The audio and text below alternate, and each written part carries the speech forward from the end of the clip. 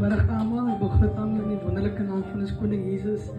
Wat een voorrecht is het om hier te wees vandaag. Om in die teenwoordigheid van ons Here te wees. Sonder die Here is ons niks nie, sonder hom beteken ons niks nie. En ook hierdie dag, die betekenis van hierdie dag, ons weet die Here het klaar opgestaan, maar reflection op die betekenis van hierdie dag is so wonderlik. Dit is as gevolg van dit dat ons hier is vandag. En die bemoediging wat ek wil gee is basically 2 verse. Psalm 27 vers 14. Vertrou op die Here. Wees sterk en hou goeie moed. Ja, vertrou op die Here. En Psalm 125 vers 1. 'n mens wat op die Here vertrou is soos die berg Sion, wat nie wankel nie, maar vir altyd vas staan. En ek word ook herinner, dit is so belangrik, kan die Here ons vertrou met wat hy ons gegee het. Die Here vertrou toe aan ons different gifts. Is so belangrik dat ons dit gebruik tot eer van die Here. Kan so vanmiddag die vraag wat ons onsself moet vra, kan die Here jou vertrou met die gawe wat hy jou gegee het? Hoe het daar net 1 opgedaag het vandag?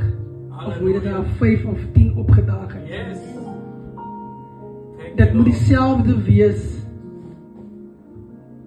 Al die, soos, for example, die vision wat ons miskien het, is miskien 30,000 mense. Maar hoe het daar net 5 opgedaag het?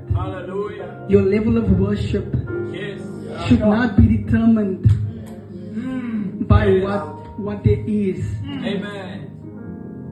Ons het al die goede voorberei, speakers, piano, mooie sounds en goede. Maar wat gebeur as die krag ons afgeslaan het?